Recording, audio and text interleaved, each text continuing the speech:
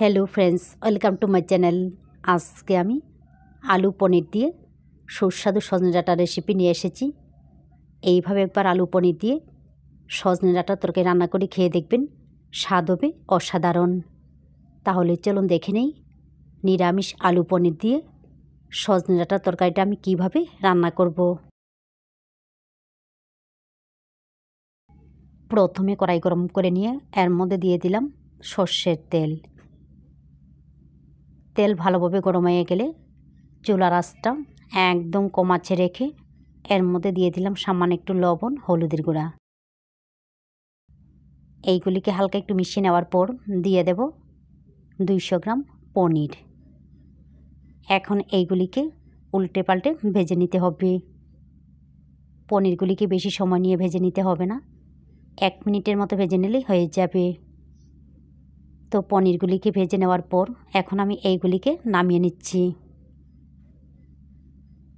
আবারও দিয়ে দেব সর্ষের তেল। তেল গরম হয়ে গেলে ফোড়নের মধ্যে দিয়ে দেব শুকনো লঙ্কা, তেজপাতা, আস্ত জিরা। ফোড়নগুলিকে কয়েক সেকেন্ড ভেজে নেওয়ার পর এর মধ্যে দিয়ে দিলাম ছোট ছোট টুকরো করে কেটে নেওয়া 2টা আলু। এরপর এর মধ্যে হলুদ, লবণ দিয়ে আলুগুলিকে ভালোভাবে ভেজে নিতে হবে। তো 6 থেকে 7 মিনিট সময় নিয়ে আলুগুলিকে ভালোভাবে ভেজে নেওয়ার পর এবারে এর মধ্যে দিয়ে দিলাম 300 গ্রাম লম্বা করে কেটে নেওয়া সজনে ডাঁটা। এইগুলিকে হালকা একটু মিশিয়ে নেওয়ার পর দিয়ে দিচ্ছি পরিমাণ মতো লবণ, 1/2 চা চামচ হলুদের গুঁড়া, 1 চা চামচ জিরার গুঁড়া, 1/2 চা চামচের থেকে একটু কম লাল মরিচের গুঁড়া, 1 চা চামচ আদা বাটা। এখন এইগুলিকে ভালোভাবে মিশিয়ে নিতে হবে।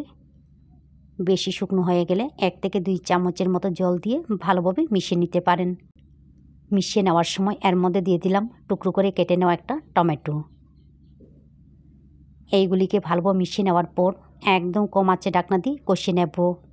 তবে একটু পর পর নাড়াচাড়া করে নিতে হবে, না হলে কিন্তু নিচে লেগে যাওয়ার সম্ভাবনা থাকবে। তো 10 থেকে 12 মিনিট সময় নিয়ে এইগুলিকে কষিয়ে নেওয়ার পর দেখুন মশলার সঙ্গে সজনে ডাঁটা, আলু ভালোভাবে কষানো হয়ে গেছে। এবারে এর মধ্যে দিয়ে দিচ্ছি গরম জল। জলের পরিমাণটা আপনাদের পছন্দ মতো ব্যবহার করতে পারেন। এইগুলিকে ভালোভাবে মিশিয়ে নেওয়ার পর আবারও 10 মিনিটের মতো ঢাকনা দিয়ে রান্না করব। তো ভিডিওটা দেখতে থাকুন, নাহলে কিন্তু বুঝতে পারবেন না কিভাবে আমি এই তরকারিটা রান্না করব। তো 10 মিনিটের মতো ঢাকনা দিয়ে রান্না করে নেওয়ার পর আলুগুলি ভালোভাবে সিদ্ধ হয়ে গেছে।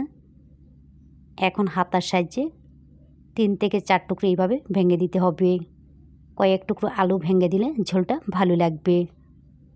তারপর এর মধ্যে দিয়ে দিলাম ভেজে নেওয়া পনির, মাঝখান দিয়ে কেটে নেওয়া 3-4টা কাঁচা লঙ্কা, সামান্য একটু গরম মশলার গুঁড়া, দিয়ে দেব কয়েক দানা চিনি। নিরামিষ তরকারির মধ্যে কয়েক দানা চিনি ব্যবহার করলে ভালো লাগে, তবে চিনিটা যদি পছন্দ না করেন তাহলে বাদ দিতে পারেন। এইগুলিকে আবারও মিশিয়ে নেওয়ার পর 4 থেকে 5 মিনিট একদম কম আঁচে ঢাকনা দিয়ে রান্না করব। 4 থেকে 5 মিনিট পর ফিরে আসলাম। তো আমার রান্না সম্পূর্ণ রেডি। লবণটা একটু চেক করে নেবেন, যদি লাগে তাহলে এই সময়ের মধ্যে দিয়ে মিশিয়ে নিতে পারেন। এইভাবে আলু পনির দিয়ে সজনে ডাঁটা নিরামিষ তরকারি রান্না করে খেয়ে দেখবেন, ভালো লাগে। ভালো লাগলে অবশ্যই লাইক, শেয়ার এবং সাবস্ক্রাইব করবেন। আপনারা ভালো থাকবেন, সুস্থ থাকবেন আর আমার নিত্য নতুন ভিডিও দেখবেন।